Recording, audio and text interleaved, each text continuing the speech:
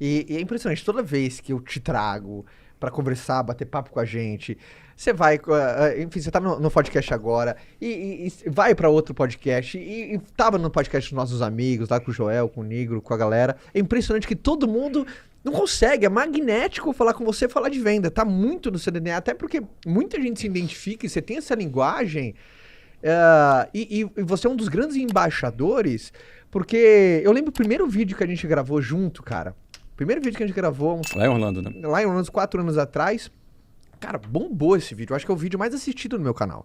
Se não me engano, eu acho que é o único vídeo no meu canal que milhões, assim. Eu acho que tem mais de 1 milhão, se não me engano. Tem mais de 1 milhão de visualização. E você dá um exemplo muito incrível. Fala assim, Caio, a venda sempre foi muito mistificada. A mãe, quando quer arrumar um emprego pro filho, chega pra um amigo e fala assim, cara, você tem um emprego pro meu filho? Pode ser qualquer coisa, até Até vendedor. vendedor. E você sempre fez... Foi um dos pioneiros. Hoje tá cada vez mais cool falar de vendas, né? Que eu sei vender, eu preciso aprender a vender e tudo mais. Principalmente em momentos de instabilidade, a habilidade da venda acaba, entre aspas, sendo uma segurança pra você. E é muito louco, porque eu já vi um vídeo seu, eu já te mandei ele, antigo pra caramba. Você devia ter uns 20 e poucos anos no começo da Wire. Esse vídeo é muito inspirador pra mim, porque... lembro o começo da minha carreira também, treinando a minha primeira equipe de uma vendas. bronca num cara? Não, você puxando, assim, sua equipe de vendas, com certeza sua equipe de vendas da Wise, você perguntando, tá difícil e tal. Aí você, quantas ligações você fez? Ah, entendi. Como assim tá difícil? Venda é uma ciência, cara, venda é arte. Mostra meus números, mostra a tua agenda. Ninguém, tipo, alguma coisa, não tem venda que resista a 10 horas de trabalho. É uma parada, tipo assim. Mas sempre foi seu esse DNA com vendas? Foi. Sempre foi seu, assim? Assim, eu queria ser funcionário público. Não é? Sim. Queria ser, não. Eu fui funcionário público. Eu fiz um concurso público e fui militar na Marinha por 2 anos. Não é? Como eu fui expulso, porque eu não era muito disciplinado lá pelos padrões militares, eu escolhi depois uma faculdade para eu fazer, que era Ciência da Computação. Foi isso que eu escolhi lá em 1991, 1990. Exato. Só que estava namorando, não queria pedir dinheiro para o meu pai para sair com a minha namorada. O primeiro, que meu pai, que tadinho, não tinha nem muito recurso. E segundo, eu estava com a moral baixíssima, que tinha acabado de ser expulso. Não é? Então, eu precisava ganhar algum dinheiro. Então, o que me trouxe essa possibilidade? Vendas. Comecei a vender relógio. Não é? Muito eu, né, amor? Muito. Nossa. Né? Caio trazia, lembra? E me Nossa. colocava eu pra colocar pra vender também, lembra? Era a minha primeira equipe de venda foi... Foi relógio também? Foi relógio. Ah, é? Sim, cara. É uma Não, mas passagem muito eu cheguei a forte, ter uma assim. carreira internacional. Né? eu ia no Paraguai comprar. Não é? Você chegou a ir pro Paraguai também? Não, era um pouquinho mais chique pra você. Eu ia pra Miami. Isso é outro patamar, meu amigo. Isso é outro patamar. Ele aproveitava as férias da família, Não, abarrotava de relógio e trazia. Não, Ai, que o meu loucura, era cara. Paraguai mesmo. Entendeu? A minha família querendo ir passear lá, pô. Minha família, enfim, fazia força, ia lá. Eu ficava lá comprando relógio pra vender, pra fazer uma grana. Pois é. Mas essa minha carreira de venda de relógio durou alguns meses e me deu uma seguinte sensação muito interessante. Como eu comecei a ganhar uma grana vendendo relógio, a primeira coisa que eu me perguntei, eu tinha 18 anos, eu falei, mas por que alguém trabalha 44 horas por semana? Sim. E eu morava na periferia, era geralmente 2 horas do centro do Rio de Janeiro. O Rio de Janeiro ele é esticadinho, né? Então as coisas são longe no Rio. São Paulo é mais concentrado, mas tem mais trânsito. Então, era 2 horas. Por que alguém pega um ônibus cheio, um trem cheio para ir trabalhar por 2 horas para ir, mais 2 horas para voltar, para ganhar um salário mínimo? Eu com 18 anos, eu comecei, eu não entendo. Eu, sei lá, vendia, 5, 6, 7 relógios, não sei, e já ganhava mais do que um salário mínimo. E eu comecei a ver que vendas, ela era uma ferramenta que me dava aquilo que eu precisava naquele momento. Era a independência financeira dos meus pais. Era muito pouquinho, a margem do relógio não era lá tão grande, não era tão caro, não era um valor tão alto, mas me dava aquilo que eu não tinha, uma certa independência dos meus pais. Eu enxerguei vendas como uma espécie de libertação. Ela me dava liberdade. Eu comecei a vender, tudo bem.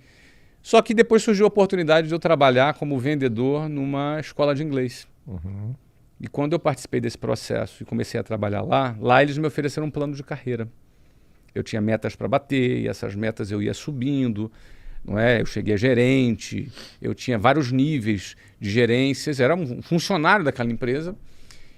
E aquilo também foi uma libertação para mim. Porque lá eu aprendi técnicas de vendas. Lá foi a minha primeira escola de vendas. Você patinou muito no seu início ou você já entrou com saí faca na vendendo, caveira? saí vendendo. Não vacinei nada, saí vendendo pra caramba. Porque o que acontece? E eu saí vendendo por quê? Porque para mim não importa se era venda ou não era. Importa era o seguinte, eu estou mudando de vida. Você não pensava no processo? Não, eu pensava no resultado resultado. final. O resultado era o quê? Eu daqui a 4 meses eu vou ganhar mais do que se eu ganharia quando eu me formasse daqui a 4, 5 anos. Sempre teve fome. Muita fome. Então, é fome de quê? De mudar de vida. Ó, vendas é o ideal para o cara que não está satisfeito com a vida dele. Incrível. O cara que está muito feliz com a vida dele, para que ele vai ficar tomando não? Sim. Ele tem que estar... Eu não estou satisfeito. Não é? Não estou conformado com a minha vida. Satisfeito eu acho até que o cara deve estar, porque satisfação está ligada à gratidão. Tá. Faz bem, o cara está grato pelo que tem, mesmo que seja pouco. Mas ele tem que estar inconformado, né? Ele tem que estar inconformado para querer mudar. O cara que está conformado, ele não quer mudar. O cara que está conformado, ele não quer pagar um preço. Não faz sentido pagar preço. Mas não significa que a vida dele precisa estar ruim. Porque, por exemplo, você, porra, sem falsa modéstia, é bilionário, Flávio. E você sempre tá buscando o próximo Mas são nível, fases velho. diferentes. Entendi. Né? Eu tô primeiro aqui. Naquela fase, era uma fase é que são metas diferentes. Né? Nossos propósitos de vida, eles vão se transformando. Total. Até porque se a gente atinge um objetivo que tem e não renova um novo, não renova para um próximo, tu para. E quando você para, teu jardim que estava lindo, Aí, ó. Morre. Aí, ó. morre. Então estabilidade não existe. Então ou tu tá crescendo, ou tu tá caindo. É isso. Ou tu tá subindo, ou você tá caindo. Eu vou repetir. Ou você tá subindo, ou você tá caindo. Não tem estável? Não tem estável. Entendeu? Não existe. O estável é uma ilusão da inércia. Como assim a inércia? Explico. Você está subindo, aí você parou de queimar combustível. Você ainda sobe por um tempinho por inércia. Aí você vai perdendo força. Aí você chega aqui. Aí alguém pode pensar, agora está estável, né? Fala, não, Tá ele pronto tá pra cair. pronto para cair, aqui é veloz. Uau! Entendeu? Sim. Então, ou você está subindo ou está caindo. O teu jardim ou está lindo porque você cuidou, ou está num processo de destruição porque você negligenciou. Não existe a estabilidade do jardim. O jardim está bonito porque você trabalhou, ou é uma questão de tempo, ele está destruído. E aí o que acontece? Você tem que ter uma primeira meta, cumprir essa meta, criar uma nova. Mas por que alguém que tem grana ainda cria meta? Porque essa é a vida dele.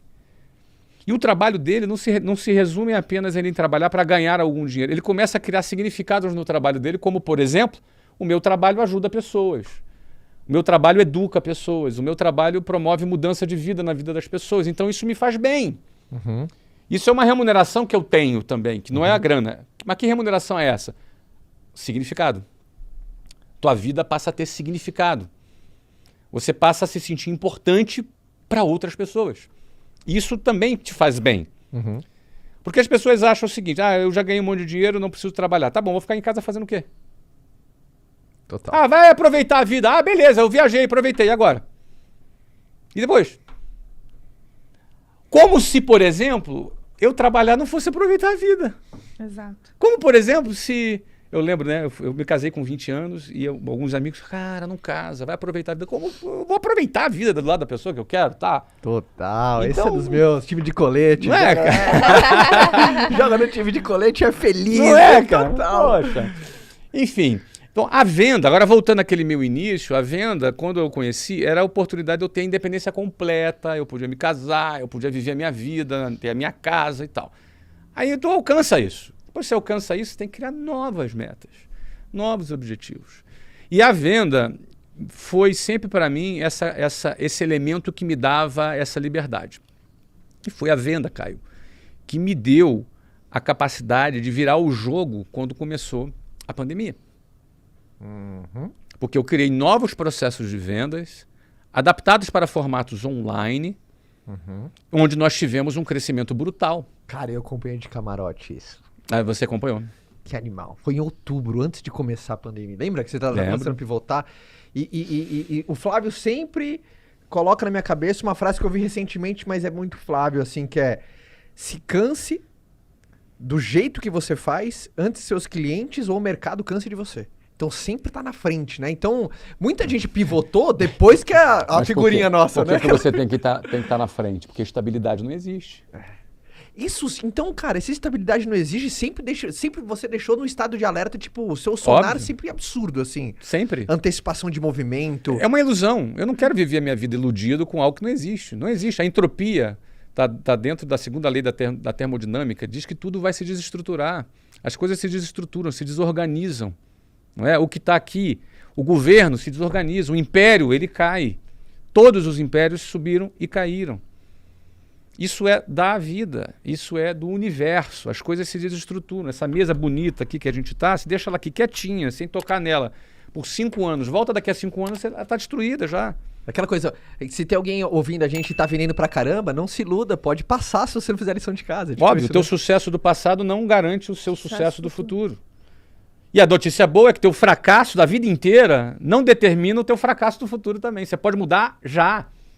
Ou seja, estabilidade não existe, não significa só que o que está bom fica ruim. Verdade. Estabilidade não existe também significa que o que está ruim pode ficar bom. Total. Porque se fosse estável, ficaria ruim pro resto da vida. Sempre. Ainda bem! Olha bem, estabilidade não existe. Ainda bem que estabilidade não existe.